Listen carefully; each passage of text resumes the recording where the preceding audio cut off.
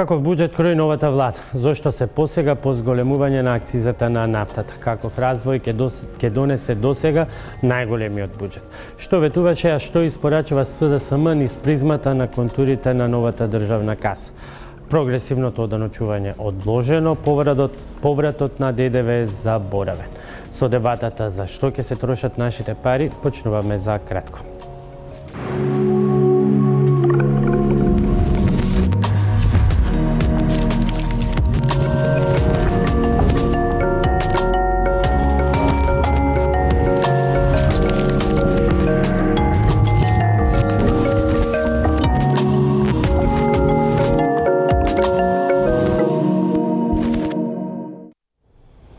Добро вечер и добре дојдовте во Топ тема. Јас сум Боби Христов. Зашто ќе се трошат нашите пари од државната каса? Првата државна каса скроена од новата влада на СДСМ, која ветуваше живот за сите. Вечерва дебатираме со Џевдет Хајредини, поранешен министер за финансии. Добро вечер и добре дојдовте.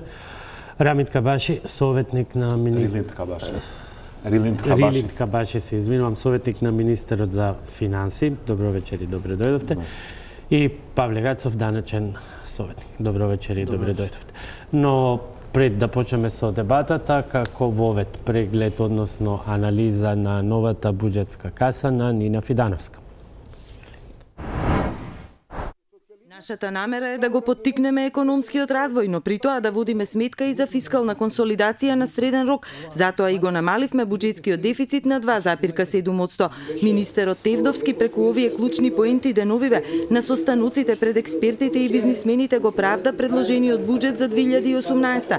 Вели дека во него мора да има пари за платите на администрацијата, за која се согласува дека е неопходна реформа, за пензии и за социјална заштита, но за сето тоа од некаде мора да се обезбедат средства, а при тоа да не расте задолжувањето. Ние треба да решиме дали сакаме да продолжи она што постоеше барем десетина години наназад, значи да не се направи никаков обид за консолидација, а секој што ќе побара или секоја интересна група, владеачката елита да му дава пари и да не ги интересира дали ќе растат приходите, туку само да се задолжува. Во новиот буџет прв на оваа влада, таа планира економијата да ја развива преку капиталните инвестиции, кои ги проектира на 402 милиони евра. Тевдовски вели дека тоа е раст за 5,7% во однос на годинава и тврди дека ако успееме да ги реализираме, ќе биде сериозен напредок, бидејќи досега, вели тој, и покрај сите надуени бројки, земјава не успеа да искористи годишно повеќе од 309 милиони евра. Бизнисмените денеска од него побараа, тој им вети дека ќе им излезе во пресред на секои 3 месеци да се прави анализа колку се искористени овие расходи и да се поттурнат ако има потреба. Јас ги следам капиталните инвестиции на дневна основа и секој ден се нервирам ако не се исполнуваат добро, рече министерот. Сепак парите за социјала мора да доминираат и во новиот буџет. За пензии, социјална и детска заштита владата планира да потроши 32% од вкупно предвидените 3,44 милијарди евра.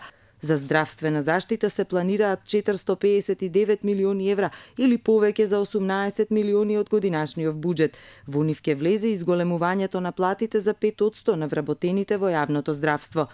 Општините од буџетот в година ќе добијат 291 милиони евра или 15 милиони евра повеќе од годинава, со цел да се раздолжат кон фирмите. Министерот вели дека и на тој начин ќе му се помогне на бизнис секторот покрај редовниот поврат на ДДВ.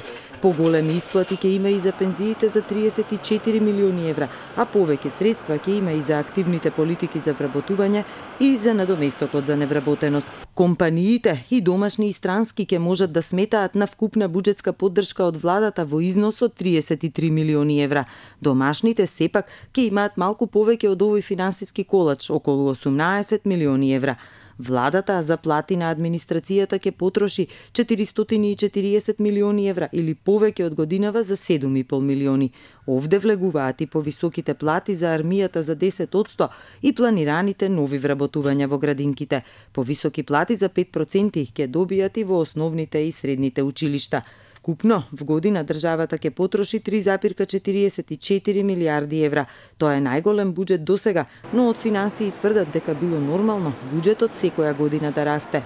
Во развиените земји били до 55% од БДП, кај нас само 32%. приходи пак се планира да се соберат од 3,15 милиарди евра, со што на владата ќе и недостигаат уште 300 милиони. Буџетскиот минус ќе се финансира и од домашните банки и преку еврообврзница. Деновиве, бура во јавноста предизвика најавата на владата да ја зголеми акцизата на дизелот, што ќе и донесе дополнителни пари во буџетската каса од 32 милиони евра. Министерот денеска ги повика новинарите да не манипулираат околу акцизата, особено за работи за кои не биле стручни.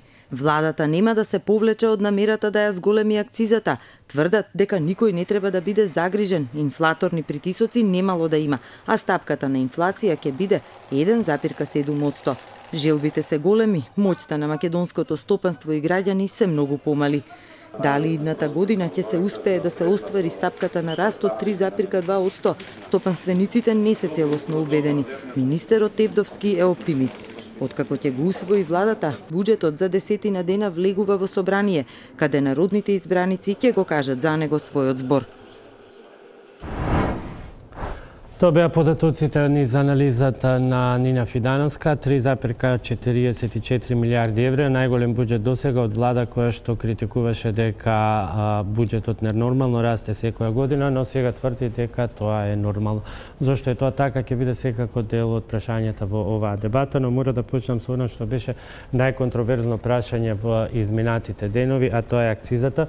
Господине Кабаши, бидејќи министерот Тевдовски го презеде најлошото од неговите претходници, особено од господинот Зоран Ставрески, а тоа е кога некои контроверзни потези или одлуки кои што се недоволно разбрани во јавноста или наидуваат на негативни реакции, за тоа да ги обвинува, како што рече, неуките медиуми кои што шират дезинформации.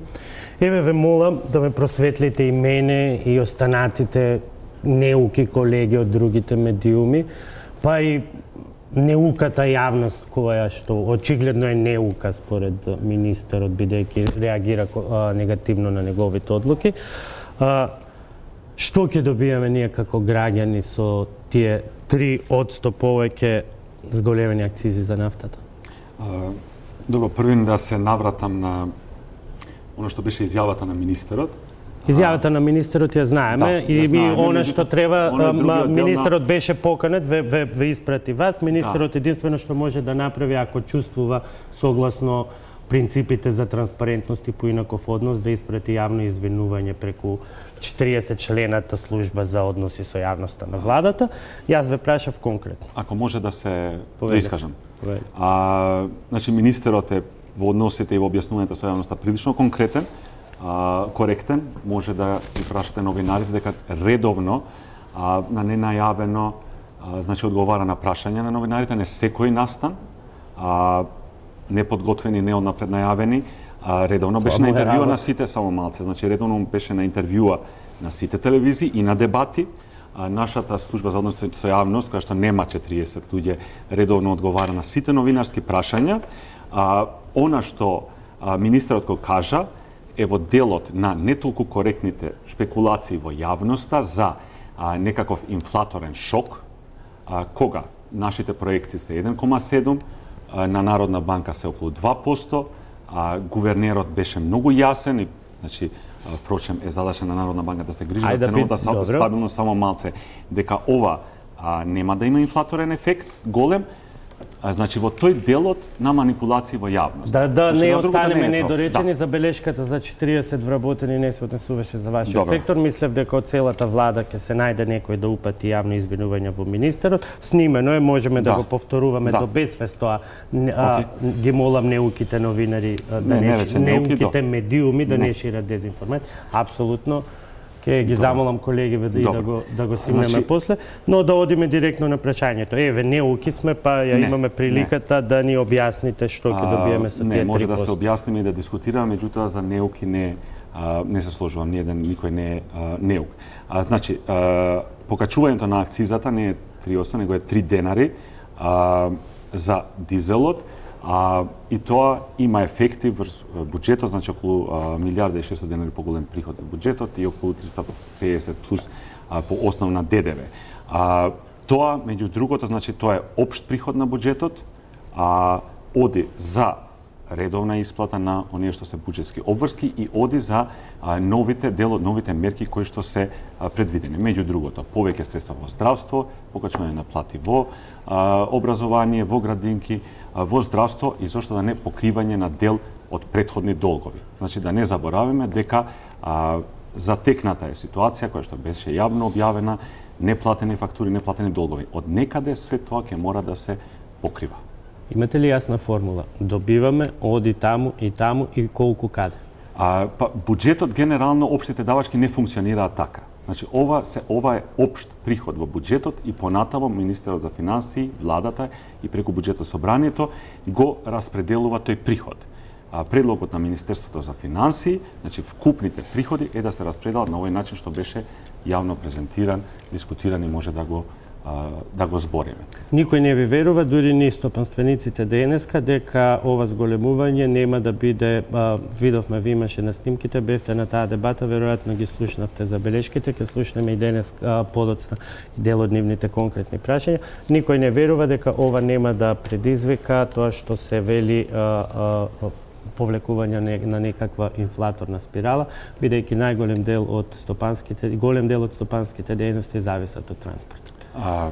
Значи, во делот на инфлацијата и нашите оценки, и оценките, значи го слушнавте и на пресот, и гувернерот на Централната банка, и ако ги земете учеството и на нафтата, и како директен, и како индиректен трошок, е релативно мало првен, покачувањето е значи толку колку што е и не би требало, значи од оваа причина да се очекува поголем инфлаторен шок. Значи ова министерство првин е посветено меѓу другото и на одржување на таа досега тешко стекната макроекономска стабилност. Нема да преземе некои чекори кои што директно ќе удираат туку така на таа ценовна и генерална макроекономска стабилност.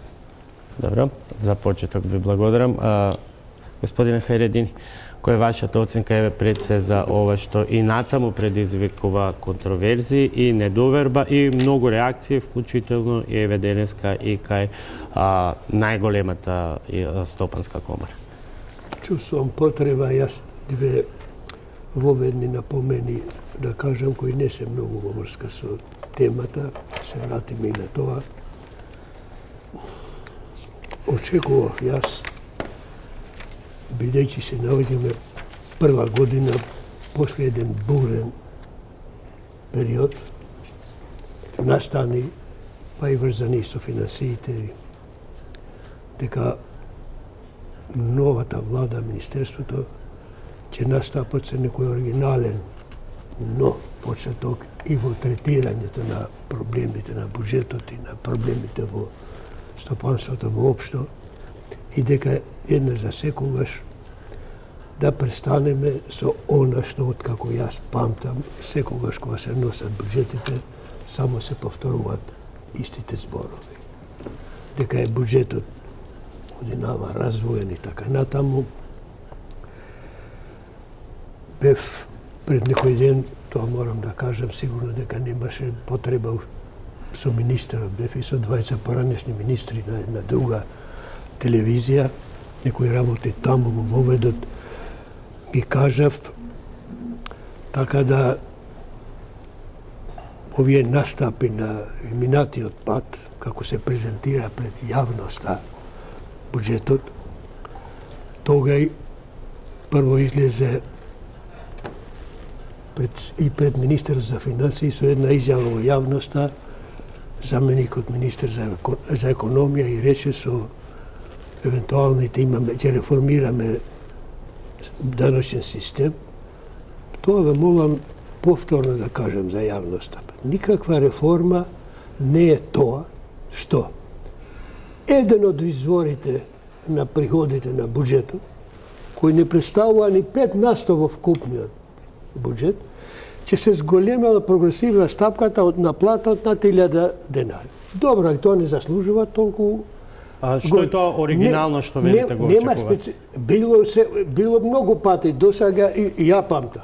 И прогресивни, и пропорционални, сите методи. Ништо нема, не гледам дека има нешто ново, него тогаш заменикот на премиерот рече, но зголемувањето нема да ги засега ниту граѓаните, ниту компаниите.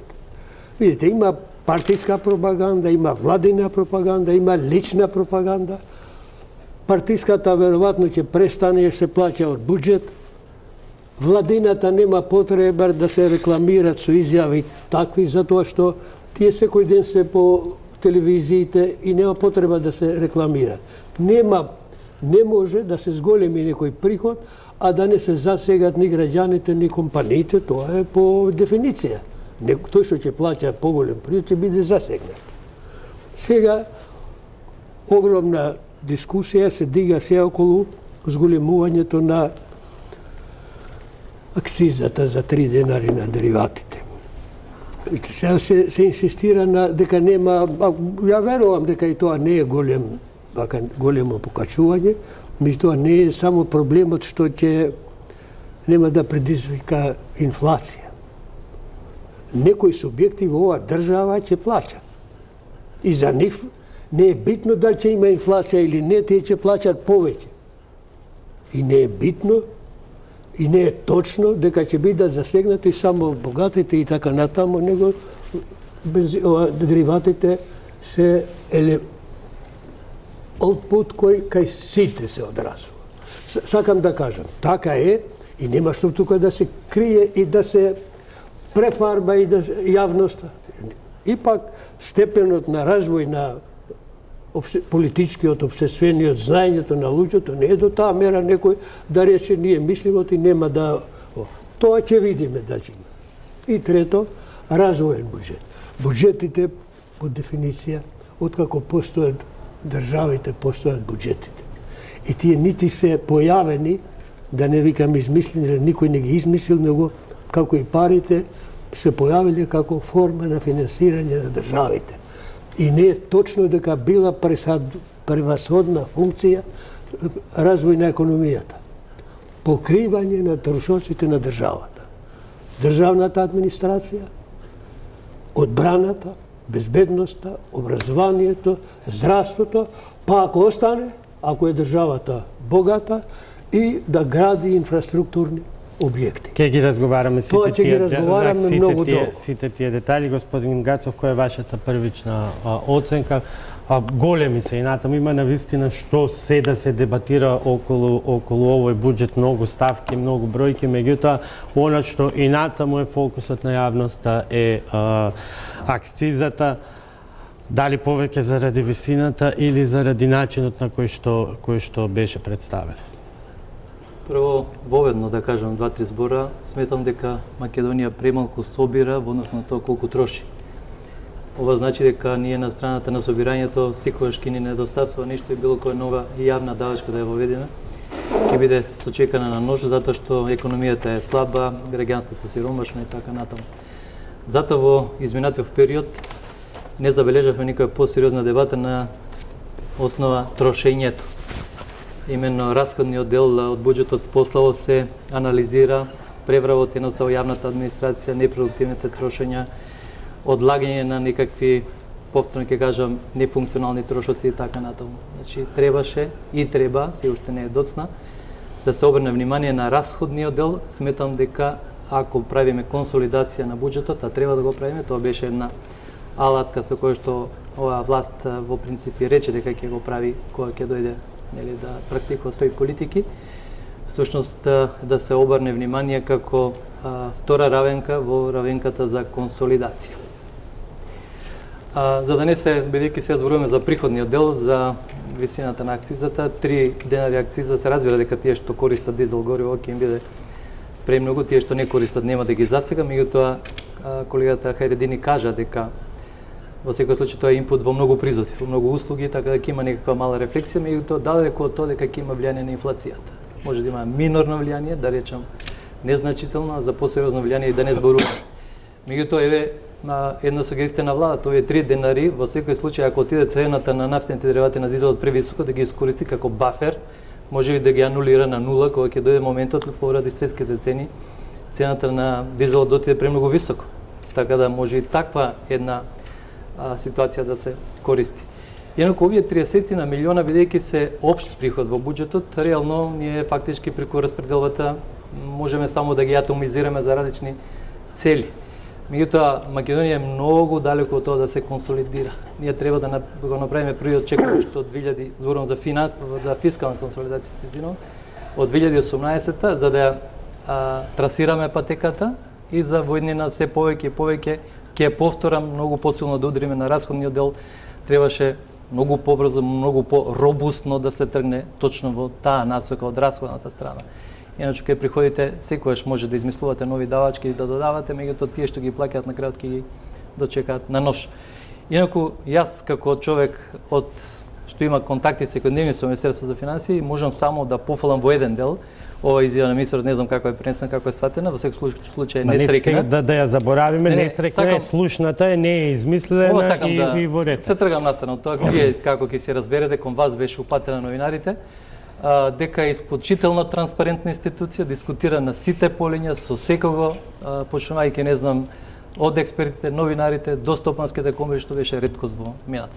Не, никој тоа не го спори и не сакам на тој начин да биде сватена дека кон транспарентноста. Меѓутоа, кога некому ќе му кажете неук, а еве имате и министер за финансии до вас кој вели дека извинете господо, меѓутоа не можете да кажете дека овие 3 денари нема никого да засегат, тогаш таквата квалификација е очигледно неумесна. И кога се соочувате прв пат со критика за свој потек, е неумесно да се користат напади кон медиумите. Не затоа што се медиумите семокни или што ми беше поентата? Или недопирливи, туку затоа што односот кон медиумите го покажува генерално односот кон јавноста, да го затвориме тој. Да ја критикуваме власта на сите нивоа. Јас мислам дури власта да не постоеше. Требаше да ја измислиме за да ја критикуваме. Тоа треба да го разбереме и они треба на тие наши критики се разбира со контрааргументи да ни враќаат и да не разубедуваат дека не сме во право. Многу забелешки за контрааргументи, да се навратиме конкретно на темата. Да се навратиме на по-суштинскиот дел. Например, во целиот фокус на акцизата беа изгубени дел од посуштинските чекори кои што се преземени со буџетот. Ако следевте денеска дебатата во стопанските комори, беа например акцентирани и таму. Први, користиме сега многу по реални проекции и макроекономски и фискални. Сега ова може да изгледа премногу академски, но е многу практично битно. Значи, нити пумпаме БДП раст, нити ги пумпаме приходите. Значи, идеме со нешто што е релативно консензус на домашни и меѓународни институции. Растот идната година е 3,2%, например, реален. Вкупно приходите растат помалку отколку номиналниот БДП во идната година. Зошто е битно ова?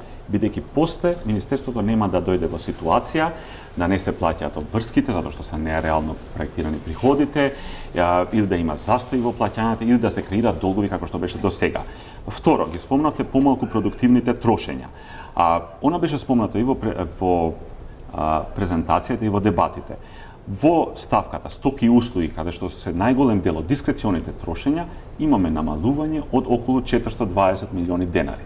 Значи, околу 2%. При тоа, особено се намалени деловите за останати тековни расходи, значи репрезентации и слично. Тие што се чисто дискрециони и чисто целосно непродуктивни. Велите дека по-робусно требаше да се оди во расходниот дел во насока на консолидација. Она што е битно е, значи, ние го намалуваме буџетскиот дефицит. Да идевме по-робусно во расходниот дел, значи повеќе да ги кратевме расходите, би имале негативни штети, негативни ефекти врз економијата. Значи, трошењата на буџетот се инпут во останатиот дел на економијата. При ваква патната економска состојба, тогаш би имало негативен ефект. Затоа одиме, значи, постепено и градуално.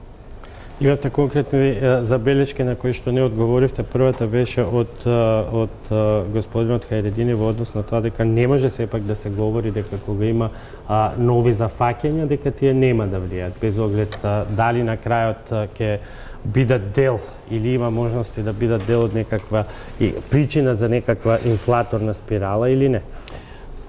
Апсолутно дека не е, дека не може да се влијае. Ако не може да се влијае, дека нема никакви ефекти, немаше да бидат таму никакви мерки. Поентата беше дека во делот на инфлацијата и на цените, тоа ќе има многу мал ефект. Значи, тоа сите пресметки го покажуваат. Значи, стручно може да дискутираме тоа. Спомнав и учеството во CPI, значи кошницата потрошувачка и индиректниот ефект и така натаму, износот на зголемување, во тоа е деле. А инаку секако дека ќе има ефекти, затоа се преземаат мерки во буџетот и на приходна и на расходна страна. Треба да помните. Колку е сето, повелете, имате ли?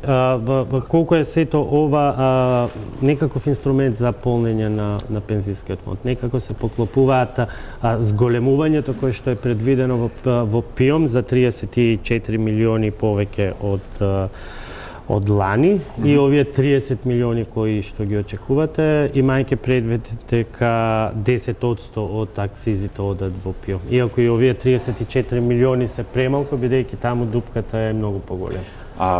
Значи дел според бидејќи шемата на распределба не ја откривате, еве се обидуваме да насетиме дали да поврзиме некои бројки. Шемата на распределба е следната. Значи од ова директно како буџетски приход по основа на акцизи одат 1.600 отприлика, а за ДДВ, поголемо ДДВ е 350 милиони, а за ПИОМ одат директно според законска регулатива околу 180 милиони. И во јавното претпријатие плюс, во јавното претпријатие за државни патишта одат околу 380 милиони денари. Значи дел од ова покачување на акцизата по закон оди во ПИОМ. Другиот дел од дефицитот на ПИОМ го обезбедува, како и секој минати години, државата директно од буџетот. Која е целта за редовно и тековно да се исплаќаат пензиите? Дефицитот во ПИОМ е структурен, тежок проблем на оваа држава и нешто што ќе треба, значи секоја одговорна власт ќе треба да го разгледа и да го почне да го средува. Тоа е долгорочен проблем, тоа е структурен проблем. Сега доаѓаме до оној втор елемент кој што го споменавте и вие, министре, дека поранешен министр, дека секогаш се вели дека е буџетот развоен. Едно од прашањата денеска и дилемите кои што ги поставија бизнисмените беше колку тие ќе можат да ги издржат сите овие зафаќања, односно зошто владата не се откажува од кратење на администрацијата која го јаде и најголемиот колач од буџетот. Да ги слушнеме прашањата и одговорите упатени до министерот од страна на бизнисмените и нивните грижи што ги предизвикува новиот буџет, па ќе продолжиме со дискусијата. Јас не можам да ви го прифатам образложението дека ние имаме малку службеници на толкава превработеност, ни толкава бројка во јавната администрација да зборуваме, значи очигледно е прераспределба на задолженијата, редукција на и барање извори на средства за зголемување на платите и стимулирање на платите во одредени рационализации во рамките на тоа. Имавме малце вулгаризирање на одредени сугестии што дојдоа од реалниот сектор околу акцизата и тоа. Не е акцизата само да не стимулира пешки да одиме. Таа акциза задира сериозно во одредени сектори кои што се базирани на механизација, кои што користат нафта. Во Македонија, ако го гледате БДП под доходовниот метод, значи ако гледате практично каква е распределбата на трудот, колкава е на профитот, значи ќе видите дека профитите имаат сериозна, значи учеството на профитот има во сите овие години наназад силно зголемување за сметка на што? За сметка на трудот, кој што многу се намалува како учество во создавање на GDP. Сега, ова ви го кажувам во однос на ова заштедите кај се наоѓале, дали кај и како фирмите ги наоѓале заштедите. Бизнес секторот ќе го даде својот придонес во обезбедување на дополнителни средства со финансиска консолидација со тие 3% за нафтата за кој што председателот прашуваше, кој што и онака во некои бизнес сектори ќе се појави како влезен и под потрошковната страна на нашите производи, кој што ќе мора ние да го амортизираме. Меѓутоа верувам дека тоа е најбезболната мерка која сте можеле да ја направите во овој буџет и тоа ќе биде придонесот на бизнес секторот во финансиската консолидација и ќе го прифатиме. Верувам дека треба да се покачат платите и во образование и во здравство за да добиеме посериозни услуги здравствени и образованието како процес да го зајакнеме. Меѓутоа дали се планираат планови за реструктурирање, затоа што досега во минатиот период ние многу слушавме дека имаме нефункционална јавна државна администрација, превработена со партиски вработувања, неефективно искористени и така натаму. Што планира во тој правец да направи владата околу реструктурирање на тие трошоци кои што за сега голема ставка во буџет? Околу реструктурирањето на државната јавна администрација, практично тоа не е работа на министер за финанси, тоа е пред се во доменот на Министерството за информатичко општество, но знам дека еве тамо се подготвуваат и закони и тие работат на тоа. Се ја од аспект на финанси ќе ви кажам главно, после искуство 4-5 месеци, до сега направивме огромен притисок за да ги менуваме работите. Во главните, практично клучните елементи, тоа што ни треба во Министерството за финанси, не достигаат луѓе. Не достигаат. Зошто? Бидејќи секако дека причина се и ниските плати, бидејќи добар дел квалитетни луѓе и тешко остануваат за ниски плати. А второ е во администрацијата веројатно има некои делови кои што треба да направиме рационализација, каде што практично не создаваат ефекти. Дали ова решение од зголемување на акцизата за дизел горивата, кое што ќе има сериозен импакт кај нас како ова, може да ги подјади тие каубојкаш проекции што се направени со овие средства за практично зголемување на конкурентноста на македонската економија? Дали се водеше сметка во пролонгирањето на тие решенија? Дали е можно владата каубојкаш на секои 3 месеци да ја анализира реализацијата на капиталните инвестиции и да ги поттикнува тие работи заради тоа што може да се деси, како што се дешаваше, да се констатира на крајот од годината дека не се реализирани, а нема простор за интервенција. За инфлацијата за следната година е 1,7% и таа ги вклучува оние очекувања за дури за поместување на акцизата на дизелот. Зошто го кажувам ова? Треба да знаете дека во CPI индексот, индексот на потрошувачки цени, енергенсите учествуваат некаде со 10%, од кои енергенсите ја вклучуваат и струјата како најважен елемент. Видовте и гувернерот на настанот во четврток, јасно кажа дека нема никаква, не треба да има никаков страв, дека нема да има никакви инфлаторни очекувања и нивната проекција за инфлацијата е горе-доле колку и нашата. Јас не на 3 месеци, туку секојдневно ги гледам капиталните инвестиции и гледам дали има поместување и се нервирам ако нема поместувања. Така да, ова ќе го предложиме како ваша идеја и е апсолутно добро и за финанси и за економијата. И се враќаме назад во студиото, кога слушнавме дел од грижите и проблемите со кои што се соочуваат, односно кои што ги предочија бизнесмените од Стопанската комора на Македонија. Господине Хајретини, ако нема влада која што за својот буџет не вели однапред дека е развој, не останала ни дебата во која што не се повторуваат истите прашања. Што е со капиталните инвестиции? Зошто конечно не се тргне во рез на администрацијата? Еви сега стопанствениците ја поставија истата дилема, колку стопанството ќе издржи, или рекоа, добро, во ред ние ќе издржиме дел од овој товар што вие ни го наметнувате, но дали сте спремни вие да го преземете својот товар и да почнете да правите резови, бидејќи напротив имаме зголемување повторно на платите. Кај дел од администрацијата? Ова влада, не реков ја случајно во почетокот, дека очекував сосема нов пристап. Ова влада е на досегашната опозиција Социјалдемократски сојуз на Македонија. И јас спаѓам и оние поединци кои 10 години сме кажували, сме докажувале дека владата досегашна безмилосно ги троши народните пари и стварно ги трошела. Тоа е континуирано и јавноста знаела и се убеди дека со примери после све што се откри, дека се трошеле стотини милиони пари противзаконито, самоволно и така натаму. Да не се враќаме наназад на се што слушнавме. Да не се враќаме меѓу другото и со зборовите на специјалната обвинителка. Огромни суми пари се од буџетот се пренасочени во радио. И тоа све е точно. После тоа 10-годишно презентирање на една драматична состојба во финансиите, за која илустрација беше и министерот за финансии пред на таа влада, која го слушавме, јас очекувам дека оваа влада ќе излезе, бидејќи дефинитивно таква практика престанува на злоупотреба на јавните пари за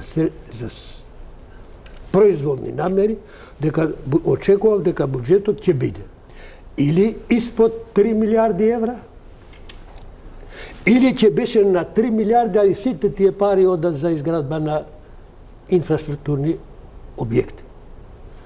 Не може 10 години да дискутираме дека државната администрација е предимензионирана, таа влада што тоа го праеше, сведоци сме, јас сум учествувал во јавни дебати, го криеше бројот на вработените во јавната администрација од Европската комисија. Затоа што е многу несразмерно голем за ова мала држава толкова. После, како да тоа се случило пред 100 години? После тие наши дебати и на оваа опозиција која беше, да излезеш и да речеш дека не е вистина тоа, дека е тоа све и да предвидиш буџет 100 милиони поголем, најголем. Па тоа како можем да забораваме што сме зборували? Значи, ако тие патувале, ги гледаме што правиме, одеше министр... Добро, го знаеме тоа, каде ги гледате сега недостатоците, бидејќи повторно ни се повторува тоа, нели, вообичаено кога ќе се спомне буџетот, тука веднаш доаѓаат капиталните расходи, па велиме дека тие се зголемуваат од 24,7 милиарди, односно раст од 1,3 милиарди денари од 2007 година. Точно. Еве кај гледам. Кога се споредува со претходна година, бидејќи тој во претходна година трошел 100 милиона, бидејќи сме откриле дека он не трошел за намени, него ги украл, а така сме векле. Тога ти не поаѓаш ти треба да намалиш, не да зголемуваш. Сите позиции на буџетот. Овде се зголемуваат и се правда зголемувањето. Значи не е точно дека се зголемуваат сите. Првин, уште од ребалансот и тоа продолжуваат трнати се ставките, например, за кампањи. Тоа е една работа. А второ, реков претходно дека ставките за репрезентации се намалени. Тоа е каде што може да намалуваш. А она што е договорено, ние сме, значи, обврзани, иначе ќе тужат фирмите на суд, на кој што државата им должи и ќе добијат и ќе треба да го преплатиме тоа уште повеќе. Второ, она што и порано беше проблем и сега, се презентира дека номиналниот, значи апсолутниот раст на буџетот е проблем. Не е така. Во секоја нормална земја, апсолутно како износ, буџетот расте. Не расте единствено во земји кои што имаат тешки кризи. Пример, веројатно во Грција пред некоја година можеше да се намалат расходите апсолутно. Ако ги гледаме само малце, ако ги гледаме како сооднос на БДП, како учество на БДП, тие се константни. Дури и приходите, односно зафаќањата од граѓаните и фирмите, 29,3% од БДП, 29,1% од БДП сега. Значи, тие се стабилни. Од друга страна, за јавната администрација, значи, тоа е длабок и сложен проблем. Она што може Министерството и што е должно по закон да го направи на тие што имаат работен однос во јавен сектор, мора да им се буџетираат плати. Инаку, значи, министерот одговара пред закон. Не може ние во буџетот да им ги тргнеме платите на луѓето кои што имаат работен однос формален.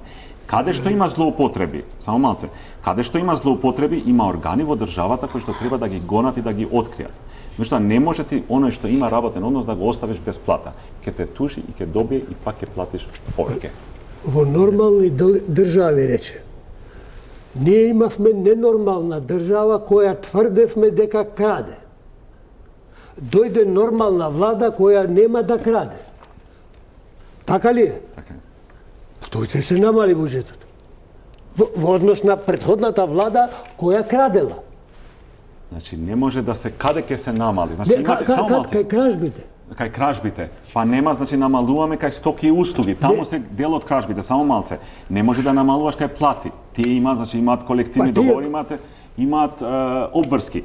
Кај социјалата не може, како ќе намалиме, да не ја затвараме дупката во фондот. Каде се тие стотини милиони што сме тврдели, јас и заедно со опозицијата, дека биле крадени? Значи, тие работи се трнати, дел ви реков, трнати се, нема веќе фасади, нема веќе споменици. Какви работи нема? Се одразува кај делот, кај стоки. Не, во вкупниот износ. Значи, во вкупниот износ не може, затоа што дупката, пример, во фондот се зголемува.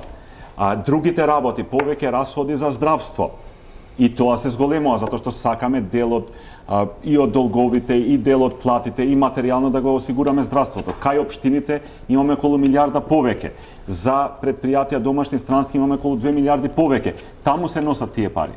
Па вас, господине, лесно вие да зборувате.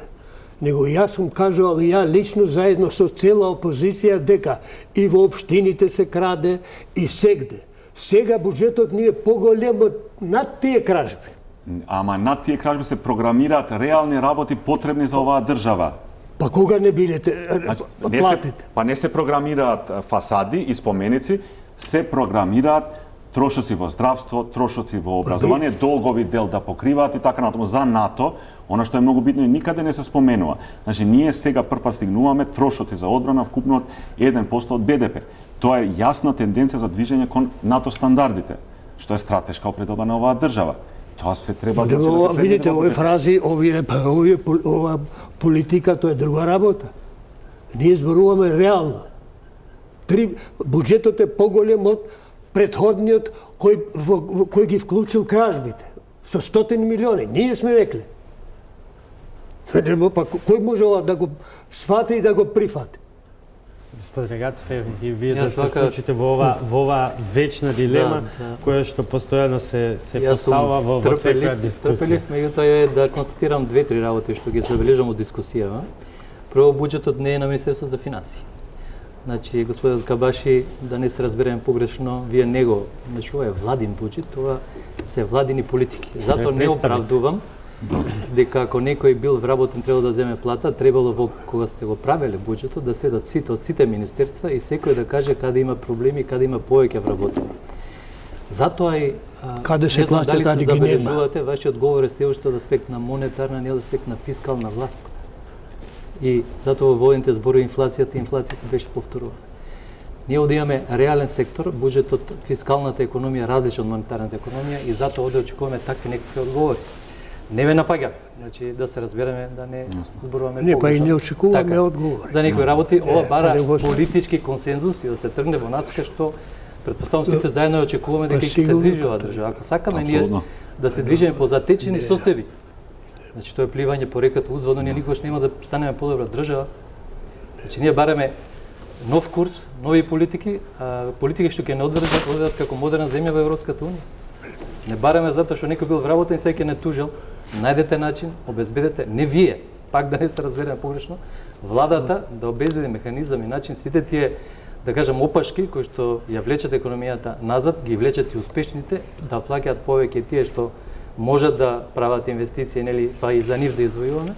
Сето тоа вие можете да го иницирате. Министерството за финансија е срцето, да кажам, на таа тајна во наводница операција. Нема никаква тајна, меѓутоа е треба да се изведе од страна на органите и телата на Министерството. Буџетот е и политика. Се извинува. Едниот, ама чекај, ама не сакаме, малце да одговорам јас. Не, ова не ја замислувам, нити сега ја замислувам ова расправа.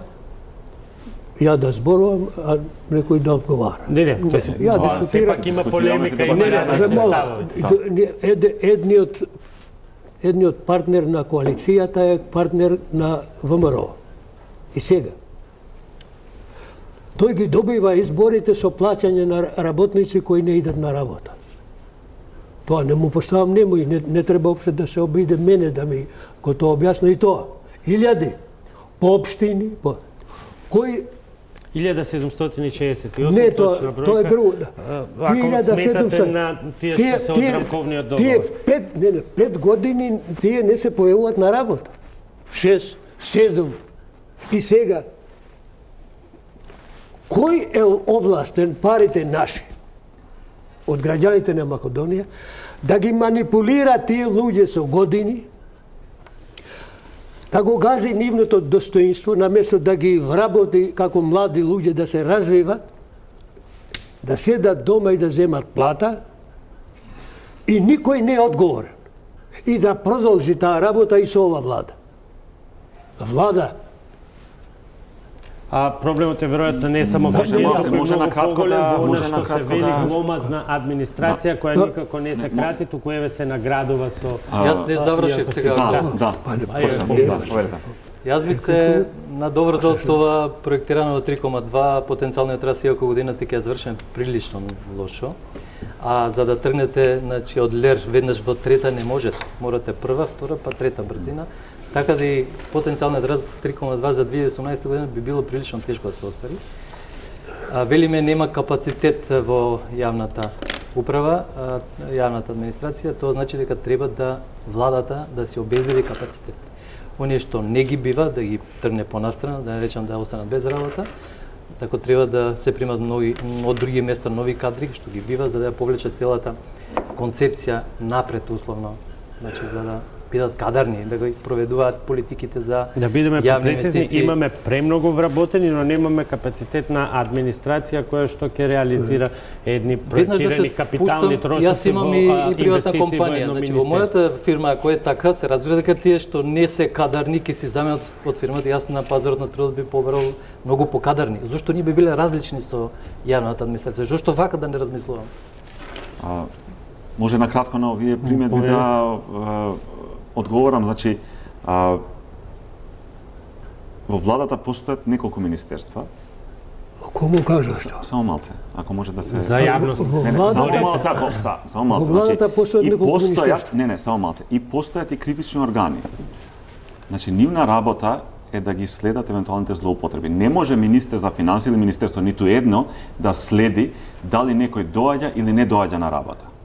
Значи, ако министерство друго презентира дека имам волку вработени во работен однос и ми требаат волку плати, по закон сме обврзани да ги обезбедиме. Не е работа на Министерство за финансии да врши кривичен прогон дали има злоупотреби во другите министерства.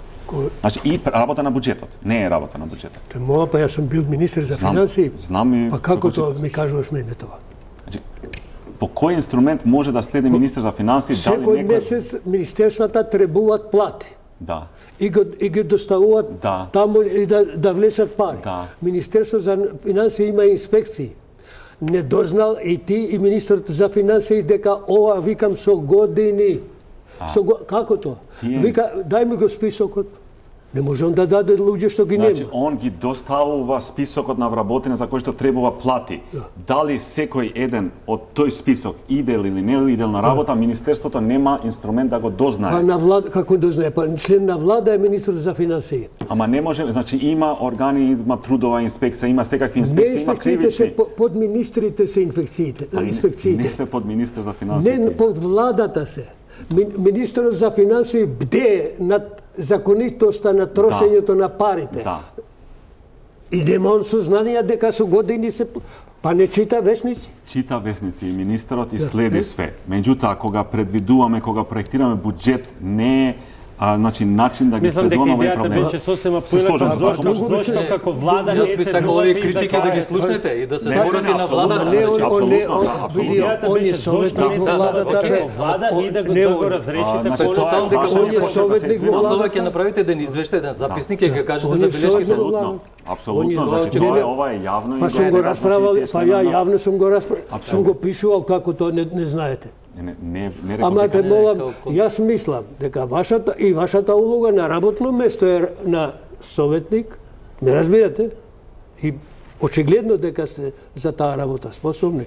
Меѓутоа, овде буџетот се усвојува, а не ни заменичката за буџет, каде што она точно знаат овие злоупотреби што ги прави. Сега влегуваме во друга тема за улогата на замениците која што е исто така. Па друга тема, ама е врзана со трошење на народните пари. Добро. Тоа е прва тема. Тоа е трошењето на народните пари. Jer некој што работи, плаќа во буџетот, а некој без закон ги дава кому сака. Не е без закон. Значи не е без закон. Тие луѓе што седат... Нема во оваа држава закон, таков закон што вика можеш 10 години да не дојдеш на работа, а да земаш плата. Нема. Тие луѓе што седат дома и земаат плата, некој им рекол така да прават. Па кој е тој? Можам јас сега да А кажам. дали смее во оваа држава правна викат? Ние дојде рековме ли? До сега не сме имале правна држава. Во извештаите на Европска комисија, на самитот, дека граѓаните ги ја изгубиле довербата во институциите на државата. Прво, ова не се знае дека едниот партнер на владата бил коалиционен партнер на претходната влада и он продолжува исто да работи. Кого браниме сега? Да го слушаме одговорот затоа што мора да одиме и на реклама. Да, мора да... И да бидеме по... Значи, прашањето на воспоставување повторно на правна држава е еден од приоритетите на оваа влада. И декларативно. Па декларативно, ако некој очекува дека... Па еве ти дадов пример... За 3 месеци дека ќе се воспостави целосно владење на правото, е малце нереалистично. Буџетот не е правен сега. Ама кога се прави буџетот, не може да идеме во секое министерство и секоја јавна институција да гледаме кој доаѓа, кој не доаѓа на работа. Ајде да одиме на кратка пауза. Само на кратко, ако може и да се вратиме и на проекцијата за растот. Значи 3,2, пак да се навратам на тоа, е некој консензус случај на сите релевантни институции, да, ја имаат и другите и очекувањето се дека значи имавме многу лоша прва половина на годината, во втората половина од дел од индикаторите што ги гледаме веќе има подобрување, вклучително и даночните приходи во октомври и очекуваме дека тоа подобрување ќе продолжи и ќе се интензивира во текот на наредната година. Имаме ли повторно преголеми проекции кои што со ризик да не се остварат и повторно да се случат? Јас би сакал да даночните приходи само да на ова ако може да се задржам. Значи прв пат и ова не се гледаше и денеска беше коментирано и кај стопанските комори. Прв пат министерството кога го прави буџетот ја ревидира тековната година БДП. Значи ние го ревидираме надоле. Значи 2,2 беше, одиме на 1,6. Тоа е полошо за нас. Со 2,2 ќе прикажавме и подобар. Народната банка вели уште полошо. Народна банка вели уште полошо, на ММФ вели 1,9, а Светска банка вели 1,5, ние велиме 1,6 за оваа година. Сакам да кажам дека нов принцип, значи го спуштаме, затоа што е нереален, го спуштаме и нивото го спуштаме. Тоа е неповолно за нас. Зошто го правиме? Затоа што сакаме да ја смениме токму таа пракса на пумпање на БДП, на пумпање на приходи, за да прикажеме порозева слика. Нема да се оствари, што е битно. Кого врзува? Ама кого врзува тоа? Дали па никогаш не се оствариле стапките, па никој никому не одговара. Се прави ребаланс и не сакате, ама не, ребалансите се друго и за БДП не врзува тоа воопшто. Ништо не обврзува тоа да го правиме, но го правиме. Затоа сакаме да ги смениме дел од лоши пракси во минатото. Тоа е пропаганда. Не е пропаганда. Не е пропаганда. Господин Гац, ќе поднесе министер за финансии оставка ако не се оствари неговото предвидување, оставка, па но што? министер за финансии да имаше повисоко ниво на номинален БДП ќе можеше и покомодно и да троши и подобар дефицит да прикаже, но не го прави тоа. Добро, значи тука има година сме зборувале критики дека буџетот највисокиот сега пак е највисоки. Се враќаме пак на истото што. Се враќаме, како да кажам за даночните приходи. Господин Кабаши кажа дека и во октомври се добри даночните приходи, меѓутоа сакам да зборувам вака за јавноста да не разбере подобро. На пример, приходите од ДДВ во месец јуни за првата половина од 2017 беа негативни. И сега ако вака гледаме, испаѓа дека нашата држава до крајот на 6 месец прибирала помалку пари отколку 6 месеци претходната година. Ако не се познава пресметковниот систем, каде што платеното е трошок, наплатеното е приход, ќе се залетаме во една таква методологија. Имено, зошто во јуни ДДВ-то беше негативно, министерот покажа сигнал дека има намера да го враќа влезното ДДВ. И тоа го правеше. И тоа веднаш се одрази во негативно ДДВ. Затоа сега ви е шанса, господин Кабаши, да го реформирате пресметковниот систем во буџетското сметководство. Да не се лажеме со вакви трошоци, по врските не изненадија 360. Ме разбирате зашто зборам? Разбирам. Да го вклучиме, да го внесеме пресметковниот систем во буџетското сметководство за да не правиме вакви флуктуации типот Пазете, не го враќате ДДВ-то во месец декември, цел декември. Имате фантастичен раст на ДДВ. Да, но само повратот на ДДВ од јуни до октомври е за 27% повисок од колку мината година. Значи повратот на ДДВ конфирмите од буџетот. Вие пораката ми ја разбравте ли? Ја разбрав. Готово. Одиме на кратка пауза за реклами и се враќаме со продолжение од дебатот. Останете со нас. Топ тема на ваша страна за она меѓу ветеното и реалното, односно што се ветуваше, а што можеме од ветувањата да препознаеме во проекциите на буџетот, како на пример од кога треба да ги собираме фискалните сметки. Ке има и за плати, и за храна, и за одмор на граѓаните. Вака од СДСМ ја замислуваат економската состојба во државата, барем ако се суди според тоа што е напишано во нивната предизборна програма План за живот во Македонија. Изборите поминаа, планот почна да се спроведува. Тој доби форма на државен документ, насловен како Владин план за економски раст, што во септември го презентираат Заев и Енгјушев. Според Заев, граѓаните се акционерите со чии пари ќе се зголемува економскиот раст во земјата. Со поддршката на инвестициите, на извозот и на малите и средните предпријатија, ја отвараме спиралата на покачување на платите. Го направивме првиот чекор со зголемување на минималната плата и при тоа значително внимание посветуваме на стабилноста на бизнисите паралелно во овој проект. Инсистираме на пораст на платите како еден од двигателите на економскиот раст. Во планот за живот има 5 основни мерки како да се зголеми семејниот буџет. Првата мерка е враќање на 15% од ДДВ.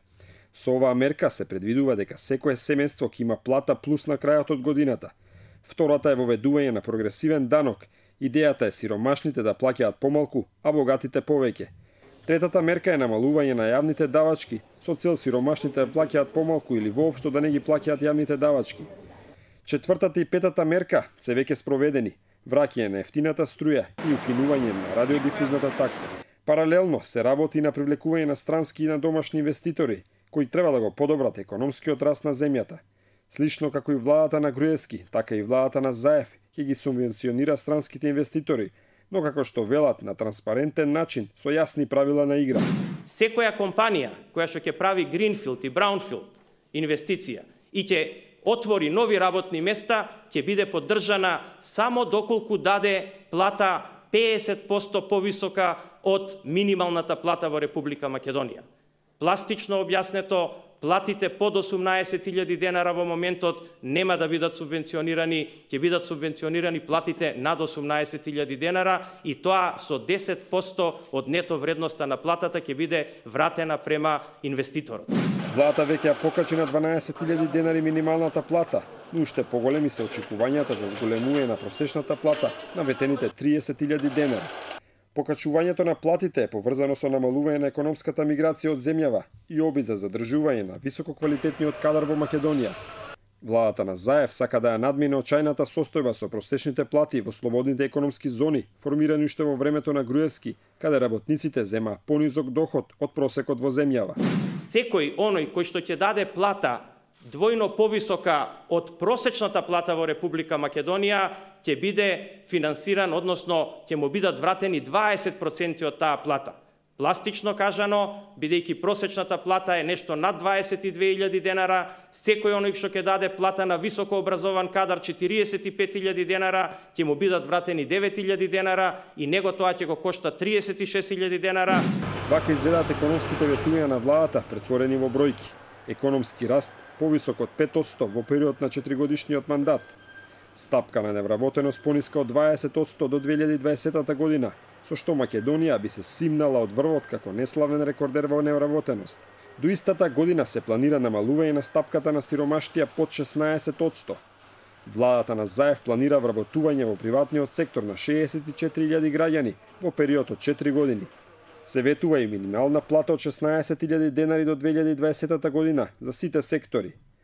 Голем дел од мерките таргетираат млади луѓе, бидејќи според Светската банка, невработеноста кај младите во нашата држава изнесува над 50%, што е причина за иселување на околу 600.000 граѓани од земјава во последнава деценија. Овие поразителни бројки покажуваат зошто е нужно најавеното враќање на живот во Македонија да не остане само на хартија, односно да не замине од програмата на владата, како што земјата си заминуваат десетици илјади економски емигранти годишно. Ете, тоа беше подсетување на дел од ветувањето во она што се нарекуваше владина партиска платформа, а подоцна и владина платформа Живот во Македонија. Господин Гацов, колку од она што се ветуваше сега може да се препознае како шанса за стартување на некаква реализација низ она што е проекција на буџетот? На актуелна влада ние само можеме еден аргумент за да ја најдеме. Прекратко е времето за сите политики да се спроведат како што треба, меѓутоа буџетот беше првата позиција, стартна, од каде што они требаше да земат сериозен залет. Затоа и овој буџет треба да биде под посебна обсервација и затоа вакви критики, да кажам, од стручната, и на терен гледаме од стопанските комори. Простете, само една нелогичност. Може би не е нелогичност. Сега завршија локалните избори. Главен збор на градоначалниците беше екологијата, здрава животна средина. 5% во буџетот за транспорт, градежништво и екологија. Прва ставка. Втора, од една страна со низа мерки се предвидува намалување на бројка на јавна администрација, субвенционирање на фирми кои ќе вработуваат лица од јавната администрација, ако не знаеме кога тој проект ќе стартува, очигледно предизвикува страф од реакциите. Од друга страна се предвидува зголемување на платите, мерки кои што се во колизија. Па јас ќе најдам и други некои забелешки. Еве, например, главна забелешка, иако се работи за блок дотација што ги покрива владата кон локална самоуправа, сметам дека ја оставаат локална самоуправа премногу комотна. Има изворни приходи, значи таа треба да се грижи за наплата, која општина, освен Скопје, градот Скопје, општините во Скопје, уште 5-6 низ Македонија, добро ги наплатува своите даноци на имот, данок на промена на недвижност и други локални давачки, да кажам услови. Не се прави обид да се заостри напротив повеќе режимот за тие вработени да се извадат платата во локална самоуправа, а во централниот буџет да останат повеќе пари. Тука очекувам веќе многу набргу посериозна реформа кога се работи за прибирање на приходите за локалната самоуправа во однос на ова што актуелно се применува. Втора работа, забележавме одлагање на најавените нови даноци од 2019 година. И сега, ако е замена за тоа, во приходниот дел само 3 единици, односно 3 денари акциза, мислам дека не е добро концепирана целата работа. Недостасуваат сет на мерки овде. Не го спомнуваме овде, да кажам, иако директно не е во општиот буџет, состојбата со фондот за пенсијско и инвалидско осигурување. Дали овде не треба веќе уште сега да се најават посериозни, да не речам драстични мерки, бидејќи овој фонд отиде во неврат. Јас се прашувам... Само директорот не е сменет. Не знам тоа. Да. Добро, предпоставам до сега добро е работел, па еве треба да продолжи понатаму со истото темпо. Со оглед на минусот. Ова јас го кажав во таа насока. И понатаму во фондот за здравство, ајде некако ова 100.000 денари плата на лекарите беше најавена конкретно на мандатот, меѓутоа за од денешка да добијат 100 треба прво да добијат 40, 80 па 100.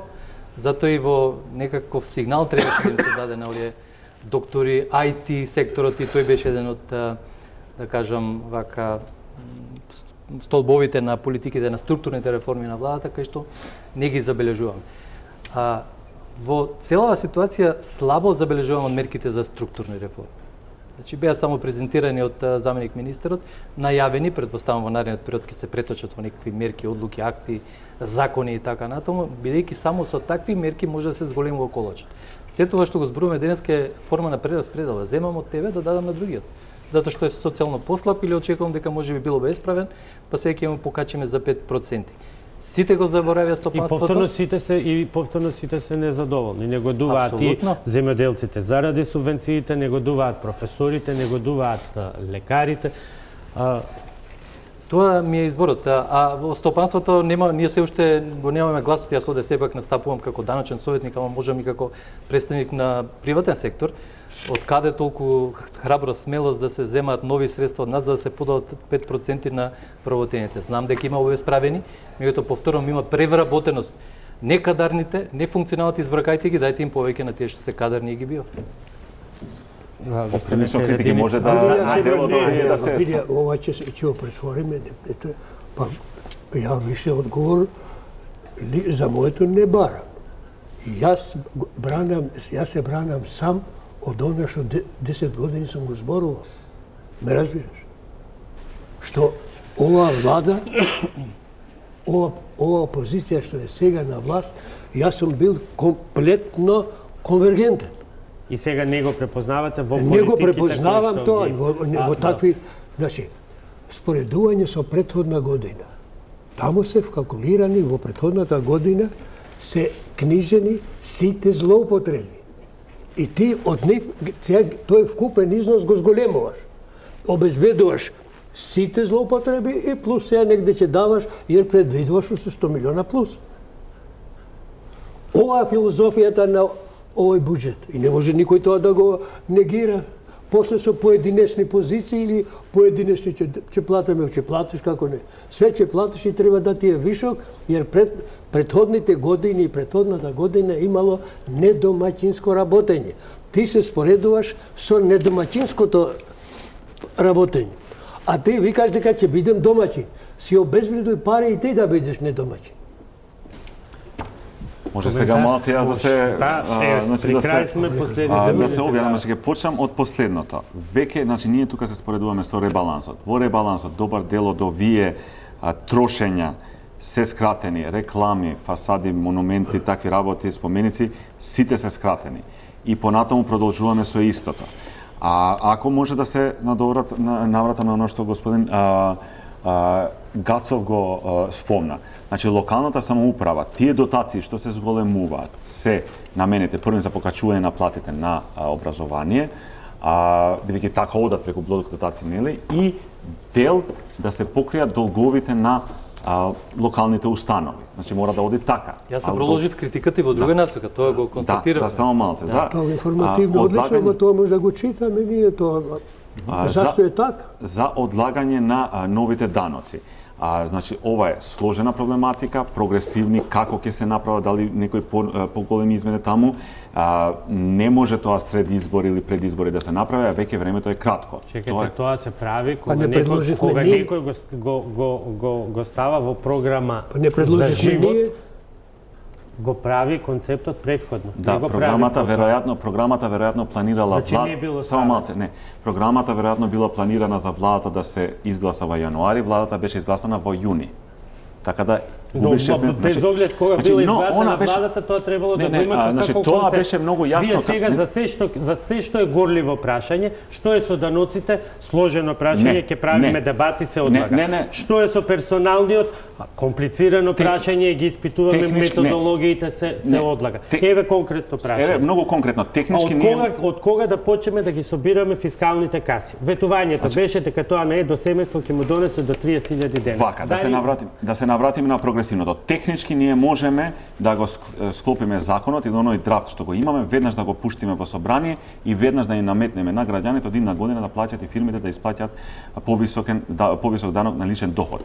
Не сакаме да ја смениме таа пракса преку ноќ, фирмите и граѓаните да скроз да им ја смениме легислативата и амбиентот за заради сигурноста да ни кажете дали ги дефиниравте праговите од кои ќе се плаќа повисок персонален данок, бидејќи луѓето стравуваат. Вие нешто најавувате и потоа се повикувате, велите ќе правиме дебат. А многу, значи јасно го каже треба да си министерот. планира. Да. Живот треба да се планира. Дека даночната прогресивните даноци ќе почнат од 2019, тоа е ветување кое што владата и министерството не отстапува и ќе биде многу јасно најавено и технички треба да се спреми. Не е само преку ноќ да смениме целосна легислатива. Де факто е можно, но не е добро и е нешто што... Пак не кажувате кои се плановите за ние еве до 2019 да си планираме живот и инвестиции. Не предложивме, ние вие предложивте. Па види. Имаше тука значи делови и за фондот за ПИОМ, тоа е пак минусот е структурен, хроничен, се зголемува, има проект со Светска банка каде што се разгледуваат неколку опции ќе се разгледуваат како тој минус структурно да се реши системски, не само со долевање на пари. Тоа не е решение. Мора да го правиме за да има пензии, но не е долгорочно решение. И еве уште едно конкретно прашање и тука завршуваме од кога да почнеме да ги собираме фискалните каси или да заборавиме идната година дека ќе бидеме побогати за 30.000 денари најмалку како што ни ветува пред избори. Не да заборавите. ќе бидете известени како тоа све ќе се одвива. Благовремено Ето како за година све дена, друго. 6 месеци поминаат како сте... Значи, таму ДДВ-то на платата не е нешто што е подложно на експерименти. Ќе биде, значи, првим веројатно ќе се оди со пилот и ќе биде, деталите ќе бидат објавени благовремено. Има време за живот во животот и за деталите за животот. Ви благодарам на сите што вечера бевте дел од оваа дебата. Очигледно е дека се потребни многу повеќе. Ви благодарам за вниманието. Останете и натаму со програмите на Телма.